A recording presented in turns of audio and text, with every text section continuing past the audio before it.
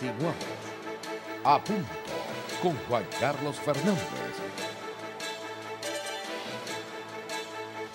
Reflexión de hoy.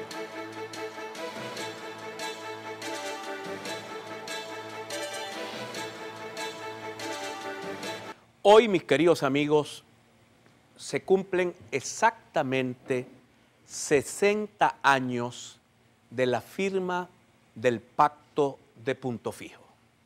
Venezuela vivía la tenebrosa dictadura militar de Marcos Evangelista Pérez Jiménez.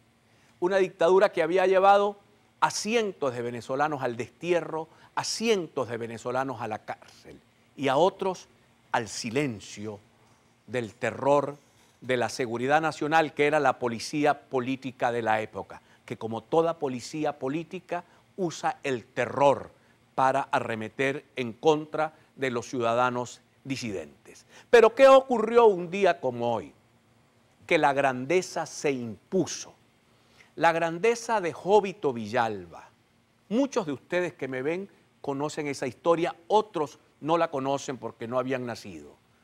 Pero la grandeza de Villalba, la grandeza de Caldera y la grandeza de Betancur, que colocaron primero los intereses del país a los intereses de su grupo político, de su partido, permitió construir una mesa de unidad o una coordinadora democrática, como lo quieras llamar. Se llamaba Pacto de Punto Fijo, porque se firmó en la quinta Punto Fijo, que era la casa de Rafael Caldera. Y ese Pacto de Punto Fijo permitió unificar todas las energías de la oposición democrática.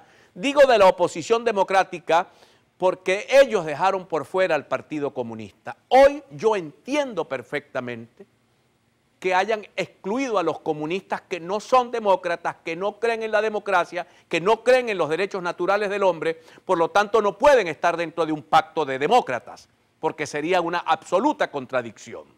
Luego, ese pacto apenas se firmó, comenzó a desarrollarse un conjunto de acciones y medidas dentro de las Fuerzas Armadas que le hicieron perder apoyo al dictador Pérez Jiménez.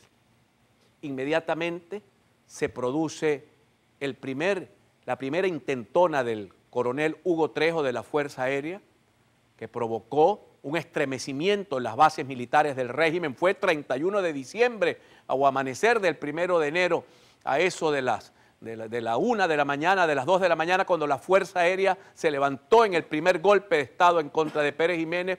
Eso 23 días después se logró resolver con la salida pacífica del dictador, que no fue capaz porque no tenía modo de enfrentar venezolanos contra venezolanos, sale del país en lo que llamaron la vaca sagrada, en un acuerdo político que se logró, que incluyó a Pérez Jiménez, porque si no, no se va a las buenas, porque dictadura o dictador se va a las buenas y le garantizas la salida. Se fue, salió de Venezuela, finalmente terminó viviendo como un archimillonario en una quinta en el sector de La Moraleja en España, pero Venezuela regresó o vino a la democracia, porque Venezuela no había vivido democracia, sino pequeños momentos muy fulgurantes de su historia.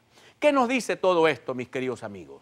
Que si se da la unidad de los factores democráticos venezolanos, si hay grandeza en el corazón de María Corina Machado, si hay grandeza en el corazón de Henry Ramos Ayub, si hay grandeza en el corazón de los dirigentes de Primero Justicia, de Voluntad Popular del Nuevo Tiempo, y ponen o anteponen los intereses de la patria por encima de sus propios intereses, este tema venezolano se podría resolver en poco tiempo. Y luego tendríamos un gobierno obviamente de transición y luego un gobierno de amplia base. ¿Qué es un gobierno de amplia base? Lo que debió haber ocurrido acá y que se debió haber demostrado, pero el sectarismo político jamás lo permitió en ninguna gobernación donde ganaba la unidad. Por eso tanta desconfianza entre los miembros de los partidos, porque acá ganaba un gobernador apoyado por todos los partidos, pero no hacía un gobierno con todos los partidos, sino que hacía un gobierno con los de su partido, repitiendo el esquema egoísta, primitivo, de la secta al poder y no de la unidad al poder.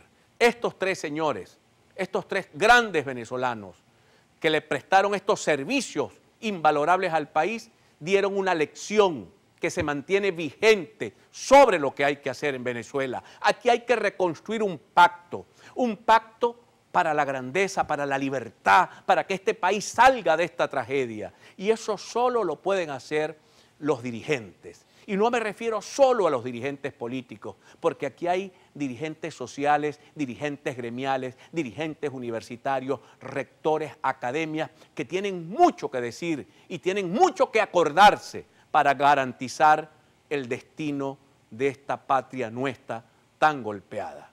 60 años. Hoy los dirigentes políticos venezolanos deberíamos ir a la lectura de los documentos históricos para poder ver cómo fue que tres hombres de tres tendencias ideológicas completamente distintas lograron ponerse de acuerdo para salvar un país y lo lograron.